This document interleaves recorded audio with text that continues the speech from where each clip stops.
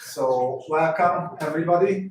I will do this introduction in English because we have a few international viewers on YouTube live.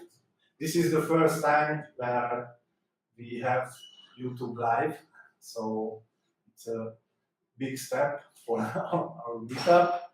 And our first speaker will be Chris from Csefalvay, and he will present in English. And after that, we will have a 10 minutes break, and after that, the second talk will be in Hungarian. So, welcome again, everybody, and let's start the meetup. And please come here, and the stage is yours. Thank you. Welcome to the future. It's not the 14th, it's the 13th actually. So it's not Valentine's Day, you didn't miss out on Valentine's Day, you're all okay, guys. So, my name is Chris from Csefalvay, just starting. Maybe this should work. No, actually, it doesn't. Okay. Let me try. Okay. This doesn't work, so I'll have to do it the old school way. Okay, content warning. There is not going to be any graphic images, as in anything disgusting. There will be talk about death, dying, and fairly horrible ways to do so. Really. Sorry, just a bit louder. Oh, okay, sorry. I don't really have a particularly loud voice. So, warning number one is there's not going to be anything visually disgusting, but we're going to be talking about serious and sometimes unpleasant stuff. If that is not something that you'd like to listen to on the eve of St. Valentine's Day, this is a good time to leave, unfortunately, or I don't know. Other than that, I'll assume that you all are okay with whatever is coming up. So, a little bit about me. Was born in 1986 here in Budapest, and I actually spent a considerable time of my youth. Sorry, I'm having a little bit of a technical issue here. There we go. Considerable amount of my life here. And I went to university at Oxford, Leiden, then at Cardiff. I'm married to Katie, who's on Twitter, as you can see. She's not a historian, and she's somewhere in the audience. And I work for a US population health company as a clinical computational epidemiologist. Now, every time I tell people about that, there is always the usual question of what the hell is that? People might put bits of it together, they might put the clinical part together, they might put the computational part together, they might know what epidemiology is, but generally there's not a lot of people know what it is we do. So what we actually do is a highly interdisciplinary field. It's a little bit of anthropology, there's a little bit of maths in it, there is a lot of public health planning in it. We do a lot of, we do need to know a lot of microbiology, so there's a lot of, especially viral microbiology involved. There's a lot of pharmacology involved, there's quite a bit of computer science involved. If you're good at virology, then this is a good field for you. You need to know quite a bit of data science these days, unless you want to do everything with pen and paper, which takes about 10 times as long. You need to be really good at statistics, especially population statistics and biostatistics. You need to know about bioinformatics, and especially protein bioinformatics, and then a little bit about ecology and about infectious disease medicine. So it is a bit of a tall order. It's a little bit of everything job, but it's also probably one of the most fantastically interesting jobs that you can think of these days. Absolutely lovely thing to do. Oh yeah, there's genetics. You need to know quite a bit of genetics to get by in this field. So what we basically do is, and this is a definition that I pretty much like, is we use computational methods that we largely stole from epidemiology, then added a computational angle to it because epidemiology is basically statistics.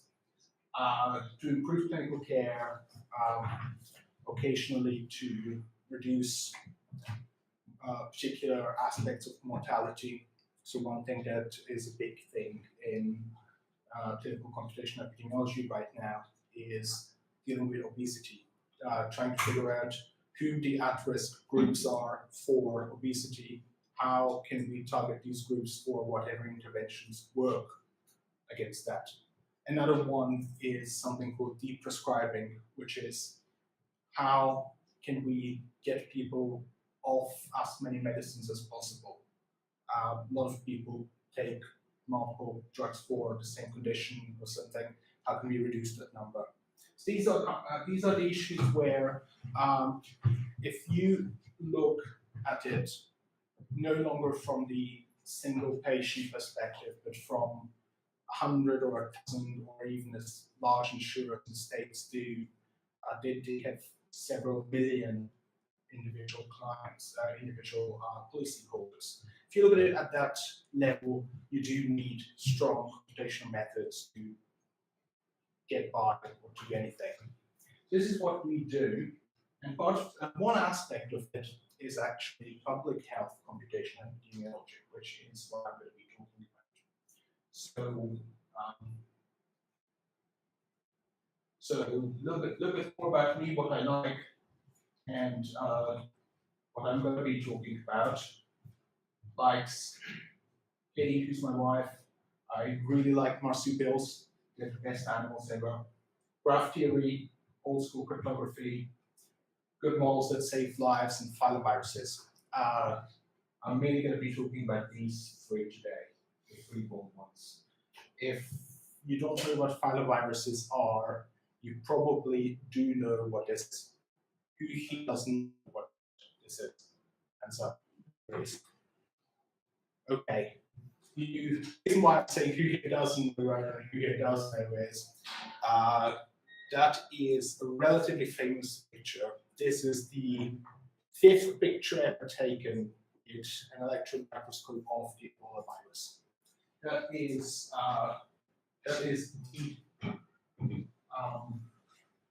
the horrific Ebola virus as it is. It's tiny. This is about to this distance here, where it's about 25 nanometers, so incredibly low. And as they said, that's what Sir Peter Medawar, who's a Nobel Prize winner in physiology, he called it bad news wrapped in a protein. And that's basically it. It's incredibly simple. It's almost stunningly primitive. There's literally nothing on protein shell and some RNA in the middle. And you've kind of got to admire it a little bit. It's been around for, as far as we know, for bloody ever. It survived quite a bit. It survived humanity. And it's way older than humanity, by the way. It's way older than most animals we're familiar with. And it manages to do all the destruction and horror that it does, which I'm going to talk about in about 30 seconds, with an RNA that encodes about 25 proteins. 25 amino acids. That is basically an incredibly tiny amount. That's like one of the simplest proteins you can think of. Takes about 25, 30 amino acids. So we're dealing with something here that's incredibly primitive, incredibly old, and still incredibly destructive. How incredibly destructive? very incredibly destructive. In case the media panic over the last couple of years has bypassed you, it's absolutely thoroughly nasty. There's no cure for it. Standard for care is supportive care, which basically supportive care is a polite way doctors use to say, well, there's other role that we can do for this guy. Mortality with treatment is still in the 40 to 60% range. Mortality without treatment is obviously 100%. There's a monoclonal antibody, ZMapp, which maybe it works, maybe it doesn't. It's been used a couple of times in the last outbreak. It's not particularly efficient. There's trials on a vaccine, which again may work or may not work. So far, it isn't looking good. And it says something about mortality depending on strain. So what also needs to be mentioned, and this is where we stray to graph territory. So far this was very much like, what the hell am I doing here? I didn't sign up for med school. If you feel like that, that's okay. It's going to get graphy very, very soon. Just not yet. So Ebola and a lot of nasty things are what we know as zoonotic diseases. So it's probably a good idea to define what it is. Okay. We basically, zoonotic diseases are all nasty. All filoviruses are zoonotic diseases, and as I said, I like them because they're extremely interesting. It's fascinating how something this primitive can be this destructive. Ebola is just one of them. There's other ones. There's one called Marburg virus, which you might have heard of. There's also one called Roven virus, which is also extremely nasty. So they're all horrible. Now, as I said, it's probably a good idea to define what is meant by a zoonotic disease versus an anthropootic disease, which is the opposite of it. So this is a typical anthropoosis, say measles or polio is now pretty much extinct, but it's also an example of that. Kid goes to school, catches measles from other kids, passes it on to mum, not to the cat. The cat's fine, okay? That's important. The cat's fine. Mum passes it on to co-worker. Co-worker passes it on to another person. The dog is fine, okay? I'm not pointing it out because I'm crazy about animals. I'm pointing out because that's going to be important. They pass it on to other people. They in turn pass it on to other people. And soon you've got a balloon of infected people running around. Who's not infected? Cat's not infected. Dog's not infected. Rat's not infected. And heaven knows why, but this lady is not infected either. Now, oh yeah, doctors get infected. Now, the zoonotic disease is a little different. It starts, anthropoosis spreads, as we said, it spreads from people to people only. It didn't involve the dog, it didn't involve the rat, etc. The good news about that is these diseases burn themselves out after a while. That while is actually not particularly long. Everybody eventually in the population is going to be either immune or dead, right? These are your two options pretty much. At which point the disease is pretty much not going to have any more biomass to sustain itself, at which point it's game over. These days, we try to go with the immune version and try to get people inoculated before they have the chance of dying of the disease, and then they're all going to be fine. That's a bleeding good thing, by the way. So they can be defeated. They have nowhere to run. They have to exist in the human lot. If I were to, or if anybody here were to start a viral infection here, and we lock the doors, eventually everybody would be immune or dead. And then it would be game over for the whole thing. Fortunately, they're fairly resilient, so they come back every once in a while. That's a different point. Examples are measles, smallpox, which I crossed through because it doesn't exist anymore. That's what, when I did say they can be defeated, this is what I meant.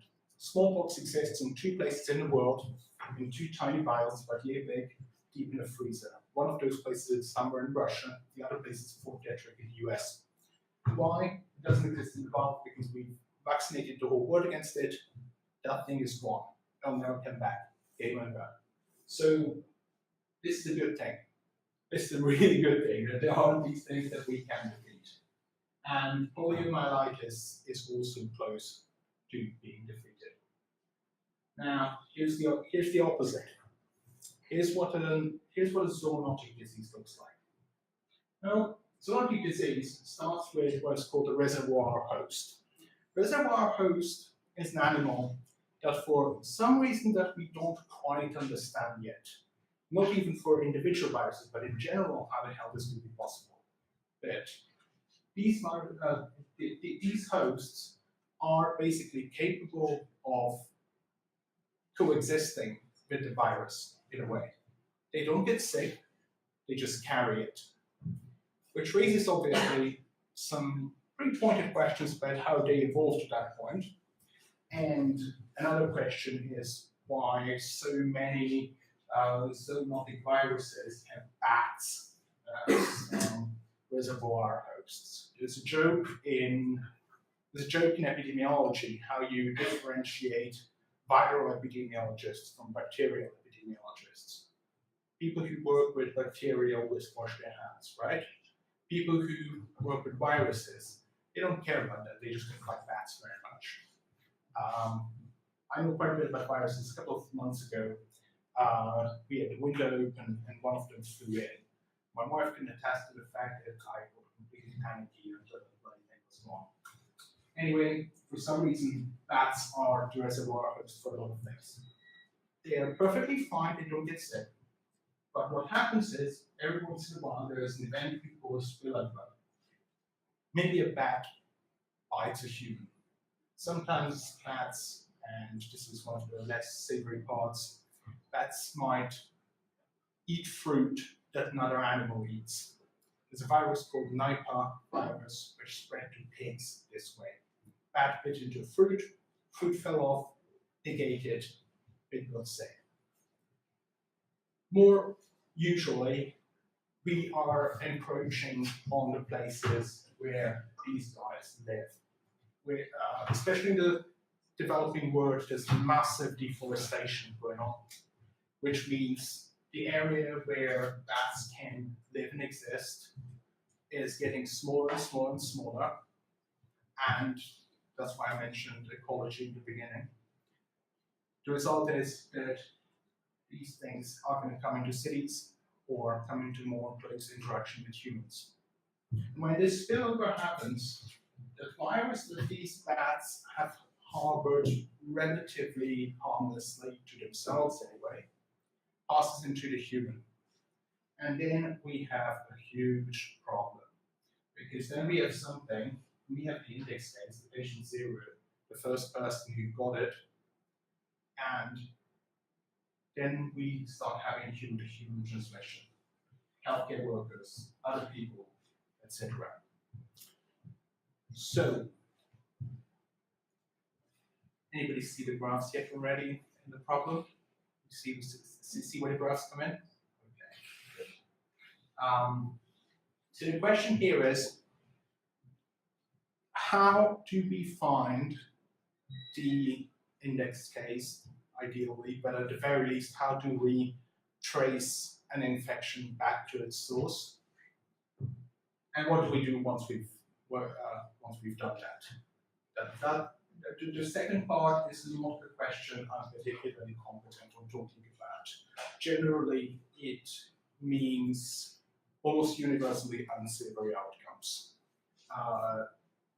But the first part is something that I've been both working on and just part of what I do. So let's talk a little bit about that, because that is pretty much a graph problem. We call it contact tracing. Nobody likes contact tracing. It's the groundwork of epidemiology. it's hot, it's an unpleasant place where people are sick, it's risky, you might well get shot, and it's exhausting. Nobody wants to do it.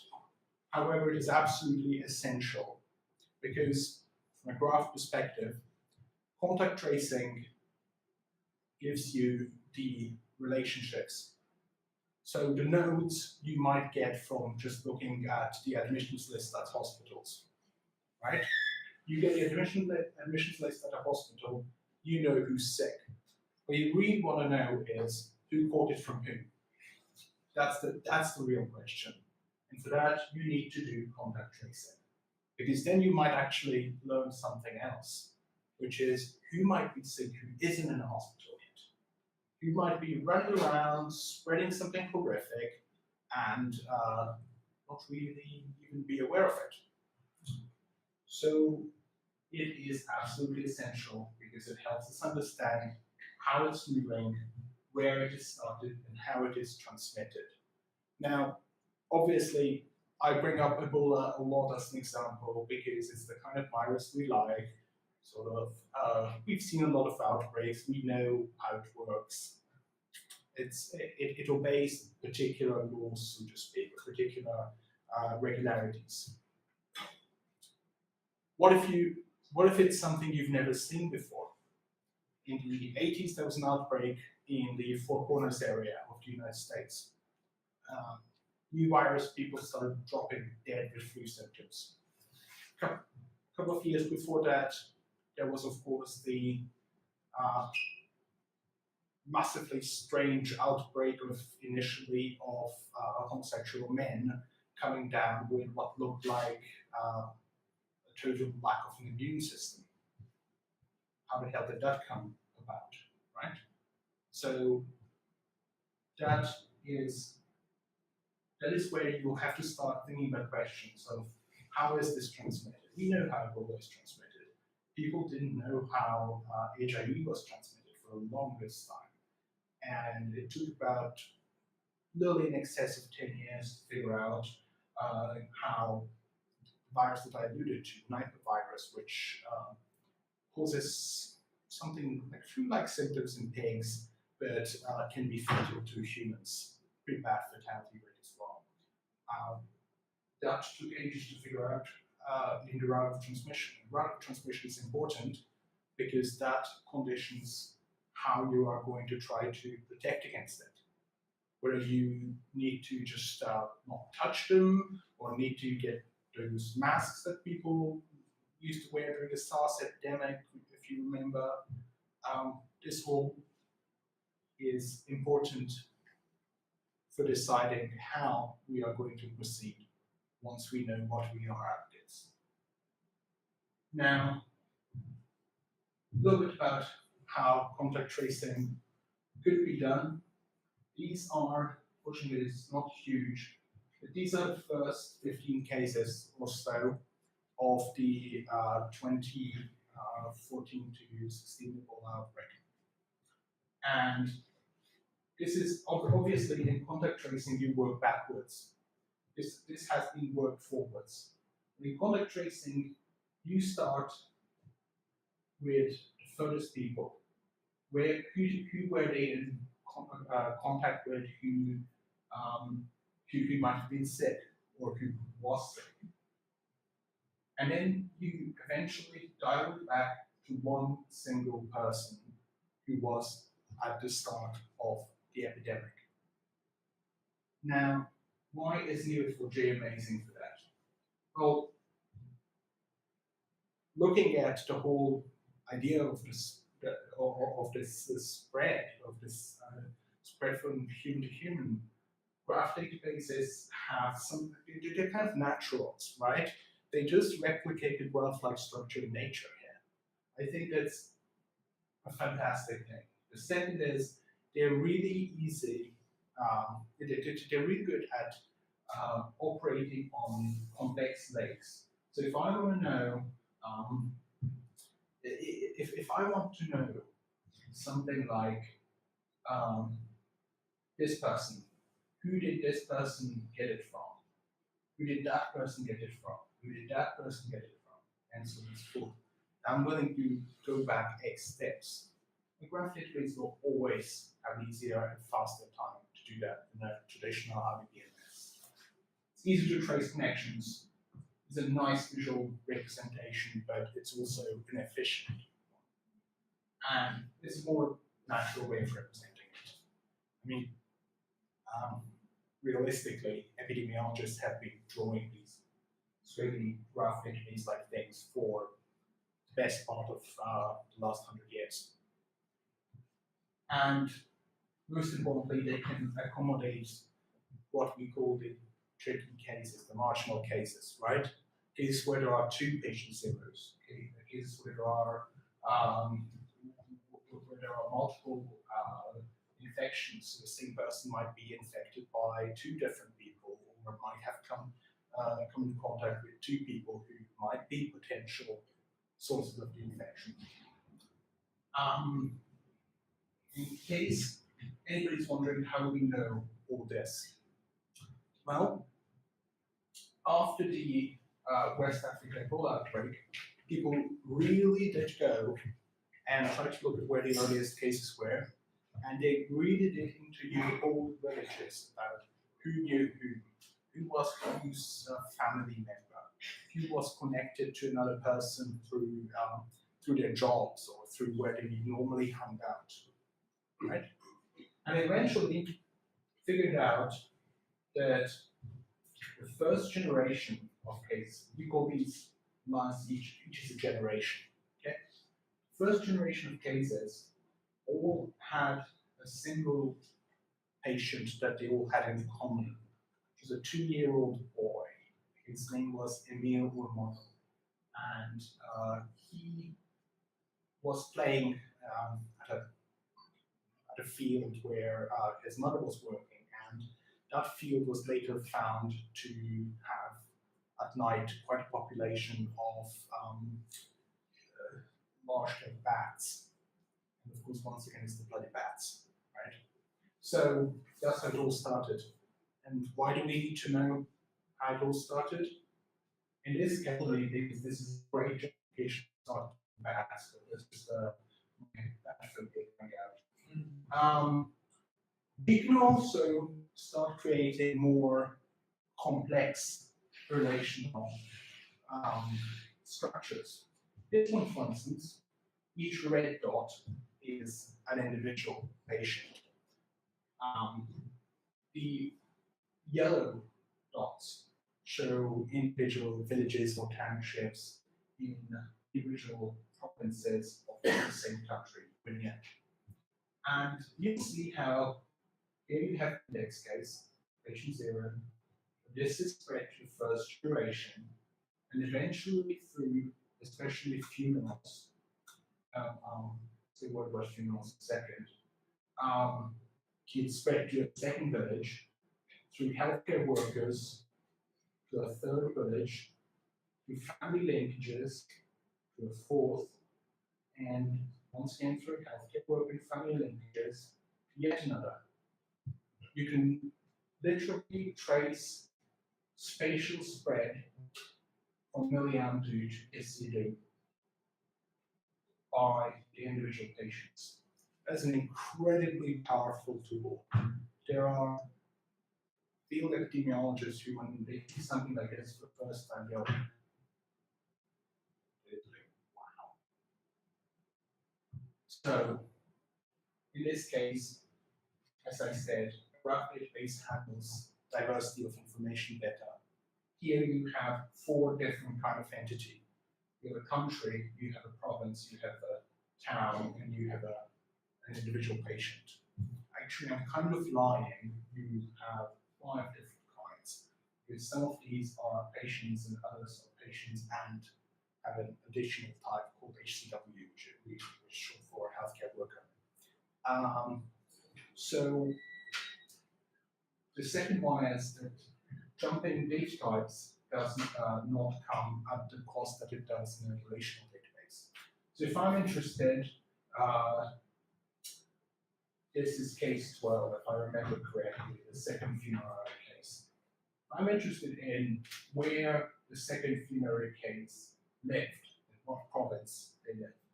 I can just simply from here to here, from here to there. Easy, right? Whereas that would require multiple queries in a fully normalized VMS. So that makes the whole thing a lot faster. Why is fast good? Fast is good because fast saves lives. Fast is good because if we can respond in a third of the time, minus the third of the time to spread. Spread for most of these things is some flavor of exponential. So reduce it by a third, reduce the number of dead people by 2.5. So it's actually so good that there are a couple of us who are working on a tool that implements it based on U4J. This is the first time this has actually been spoken about in public, and begrudgingly, my co-workers have actually, co-workers on this project have actually allowed me to talk about this. That's all I'm going to say. It's called CACI. It's the Computer Assisted Contact Tracing Instrument. What it does is it is essentially a tool for field epidemiologists to start building up a graph database of people, both infected and non-infected, and then the database itself and the overlying statistical mechanisms just do the hard work of trying to trace back to the first case, find the index case, try to find out as much as possible about route of propagation. So far, this is something that's never been deployed. It's still in the process of development, and it's very much in the process of quiet development. I think the Silicon Valley slang for that is it's a stealth project. I don't know how stealth it is, but we certainly haven't gotten to the point of unveiling it yet. But again, this we do, and we're a team of, some of us are wherever we are, like computational analysts. Some of us are proper mathematicians. Some have experience with field epidemiology. A lot of us have, a lot of us see a great potential in graph databases as applied in this field. So maybe this is something that can be used at some point in a future massive upgrade. We hope for the better. So why is this all interesting? I've been like talking here for about half an hour, and you might wonder, okay, fine, so we figured out how the little kid got bitten by bats, so what?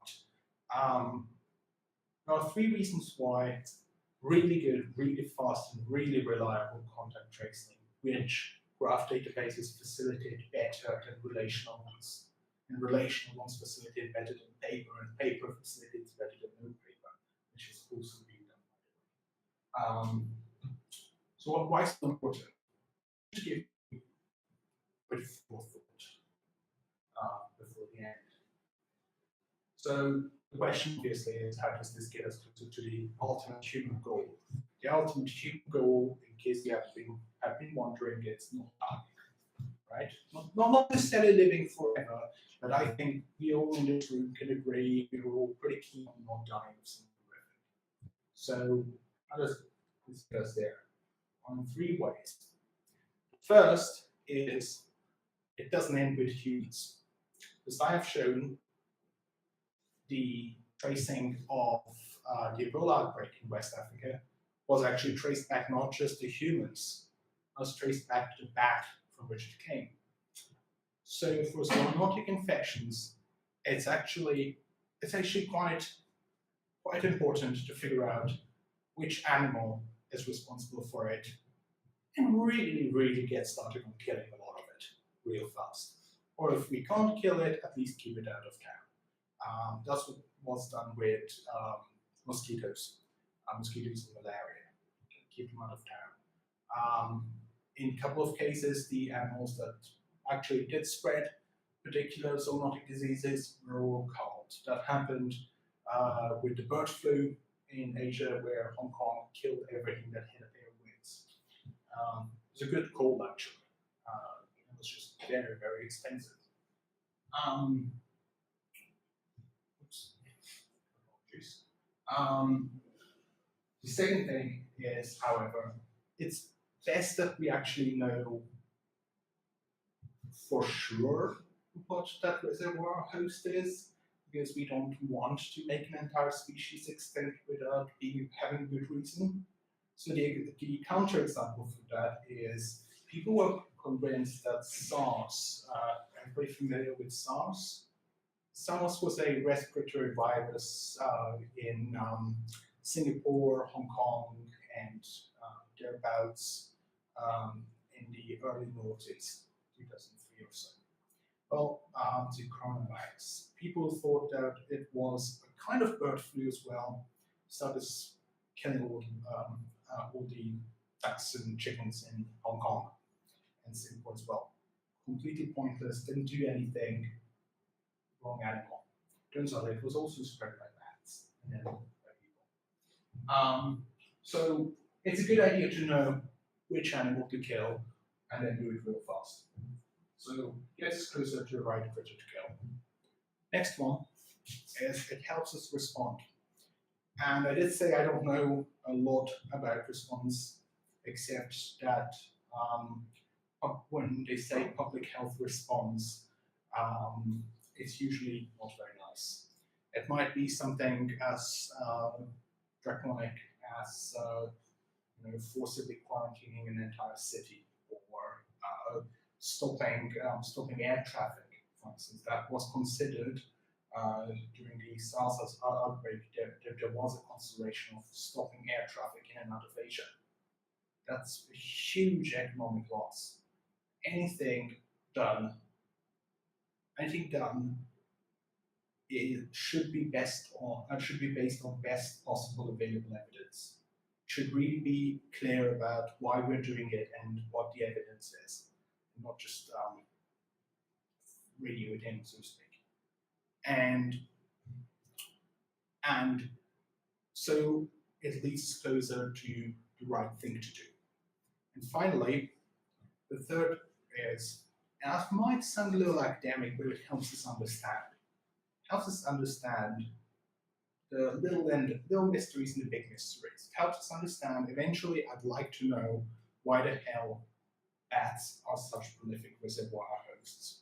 Why do so many zoonoses lead back to some kind of bat? Maybe they have a kind of immunity that we can exploit. Maybe that can be something that we can use for ourselves eventually. It also helps us know what the risk factors are. So one example was, once again I'm referring back to this little known viral outbreak called Nipah virus. Eventually it turns out that when there was a second outbreak in Bangladesh, the second outbreak was in Bangladesh, a lot of people who were infected because they drank this palm juice, palm sap, right? If you take a palm tree and just cut the edge of it, you get something that is like maple syrup, just thicker and more sugary. And people drink it for some bizarre reason. I don't know why. Apparently, that was a huge risk factor, and it turned out that was because bats also realized that this was yummy, so they would bite into the palm tree up high, deposit some of their virus from the fangs that would trickle down, and when the humans would cut the bark and get some of the palm sap, they would essentially drink a nice fat load of something hugely infectious and eventually die. So contact tracing done well helps us understand the little questions and big questions. I'm more interested in the little ones, actually. I like little questions because little questions eventually solve problems quite immediately. Gets us closer to the truth, as I'd like to say. So that's why graphs are interesting. They help us understand they help us understand a really complex biological process, a really complex ecology, a really complex web of human interactions, and figure out which one's bad and which one isn't. So, for instance, when you consider a new viral outbreak, you have no idea of the method of transmission. You don't know whether it's spread by blood or by sexual contact only, or droplets, or God forbid fomites, which is basically everything, little floating particles. I sneeze and the gentleman in the black, you there, are dead. So, we kind of need to figure out how something spreads. And for that, we need to be able to figure out which human connections are relevant. If you go into a village anywhere in the world or into this room, there are going to be a lot of different connections. Some people are friends, some people are co-workers, some people are sleeping together, some people are co-workers and are sleeping together. So you kind of need to figure out which one of these or which some of these are risk factors. That's the kind of small truth that I like, because it gets us closer to figuring out something fundamental that we can then act on right there and then. For instance, telling people to stop co-working and sleeping together. Anyway, so that's a little thinking about 3 letters. The NBO is one of those abbreviations that people who are into epidemics tend to use a lot. It stands for the next big one, which is going to be, everybody's got a different definition of what a big one is, but we're pretty sure there is going to be something bad coming at some point in the future. We know this because, that's how specific epidemiology is. That's why some people say to social science. Social science, apologies. So, we had the 1918 Spanish flu outbreak. Horrific, so not, you probably can't read much, so I'm going to read it aloud. Killed about 50 to 100 million people. Bang. Nobody knows why. There's an implication that because it killed a lot of healthy people, there might have been a way of turning the body's own strength and defenses against the body, which might have caused. Mid-20th century, big polio outbreaks eventually made more or less extinct through vaccination. 1960s, HIV. Nobody knew in the beginning how big it's going to be, whether this is going to be something that's going to kill everybody or not. And back then, it really was until I would say the 90s or even later when highly active antiretrovirals came out. It was pretty much a relatively short-term terminal disease. It still has over 30 million cases. It's still a major source of mortality. 2002, SARS started somewhere in China. We now know it started in a bat cave in Yunnan. It had about 8,000 cases and 700 mortality, which is kind of scary if you consider that the outbreaks were mainly in Hong Kong and Singapore, which have excellent healthcare systems. So if it has about 10% mortality in Singapore or Hong Kong, you kind of need to think about what this is going to do to people. 2014, the West African Ebola outbreak. There's a big question mark. We have no idea what the next thing's going to be. We don't know. It's probably going to be a zoonosis. Everybody agrees on that. It's probably going to, again, be spread by bloody bats. It's probably going to start somewhere in Asia or somewhere in Africa. But again, that's how specific we are. We don't know when, we don't know what. But This is the important part. This is the important part. Whatever it will be. Should I go back? Take your shot.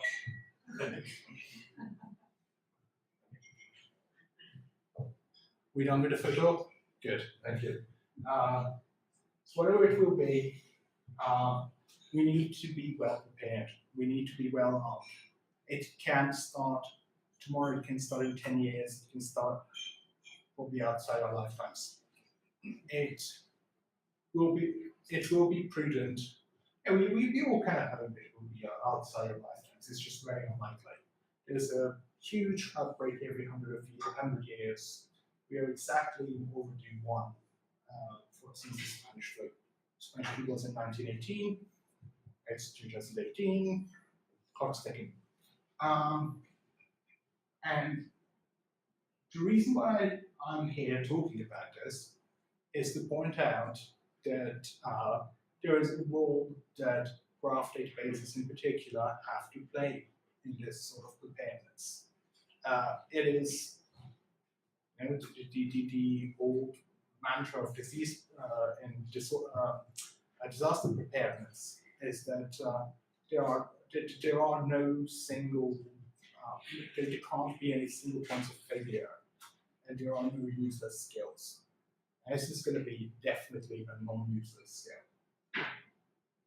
What we build on top of it, and what I kind of hope once graph databases will be more accepted, once they will become more a matter of scientific interest, once they keep getting developed and made faster and more efficient,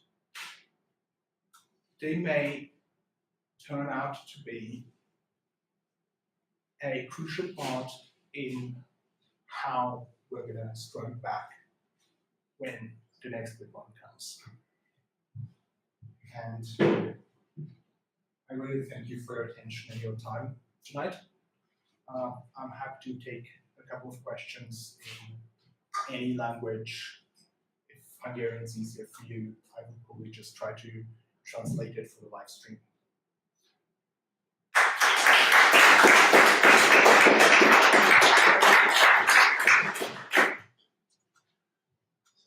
Question? That's good. No question. Excellent. So sorry for the 7 viewers on YouTube, but they couldn't see the slides, so we will fix it in the recording. So we lost 7 viewers. Maybe next time. They'll live, I think. So if there is no question, yeah, we have.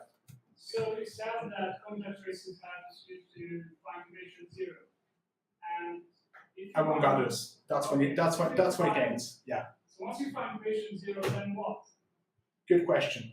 And I think you should repeat the question for the screen. sorry. Please repeat the question for the live stream. All right. So gentleman asked, what do we do when we find patient 0? So once we found him or her, then what? Good question, and not an uncontroversial one. For instance, when people looked for the patient 0 of the HIV virus, HIV, a lot of people were of the attitude that this person is in all likelihood already dead, and it's not entirely becoming to essentially direct too much responsibility or make it out as if this one person recklessly started a huge human disaster. I don't know what's happening. I don't know what's happening. Sorry. So what happens? Sometimes, or usually, patient 0 is going to be dead. So we might, however, learn a lot of things both in the process and from identifying patient 0. From identifying patient 0 of HIV, we primarily learned what the behaviors are that that made transmission so fast, namely promiscuity and lots of sexual relations all over the world, etc. We also know now that the gentleman, GD, who is generally ascribed as the patient zero of HIV, was not the patient zero of HIV. So there are still papers coming out saying, no, it was this guy, no, it was that guy. Then there are people who are coming up with papers saying, why the hell do we still care? I think we care because we're human and we're curious. I think we also care because contact tracing might end at patient zero, but it might go, it is going the other way as well. It's looking at people who, for instance, have moved away or are in a different town and are not aware that they're spreading, or especially with infections with really long incubation times. Again, HIV is an example. People who might put their partners at risk, or partners who are being put at risk. This is contact tracing is a way to ensure public safety of all the people who come in contact with it. But what we get from finding patient zero, sometimes we get as little as figuring out that it's probably a good idea to tell parents who have fields close to where bats live, not to let their kids out at night. That was the big lesson that came out of the 2016, 2013, 15 outbreak. That this is something that can happen, and to stay the hell away from bats because they're horrible. We need that. We don't need any contact tracing for that. But I hope that answers the question to some extent. Yes, ma'am.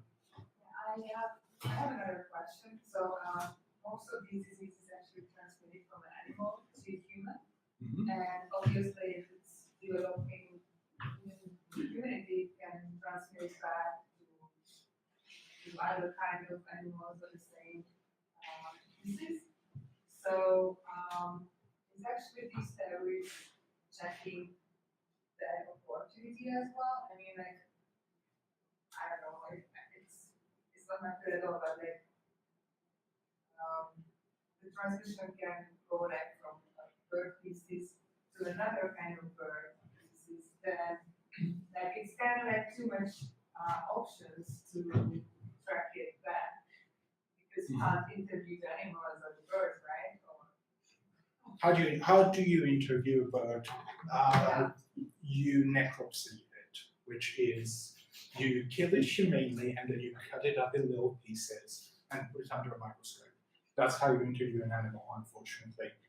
But ideally, you don't want to do that because random killing is bad, even of animals. So we try to avoid that.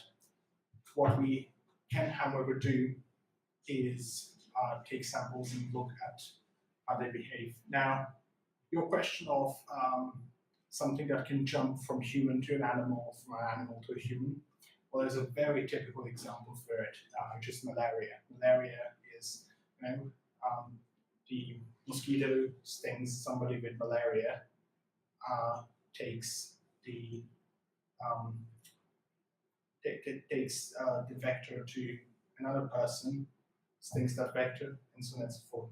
So that actually presupposes that malaria can't be transmitted from person to person. It has to be done by mosquito because there's a larval stage of the parasite that causes it that can only happen in the belly of a mosquito.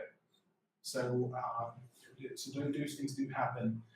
Now, what do we know about spread to different animals? We're very interested in that. We're very interested in that, and once again, I'm going to mention microvirus because we're interested in why a virus that in pigs causes basically piggy sniffles, right? Pig asthma or a pig flu, right? Causes a hugely debilitating neurological disorder in humans. It literally eats the brain alive. So what's the difference? We're not that different from pigs. I mean, we'd like to think so, but we're not.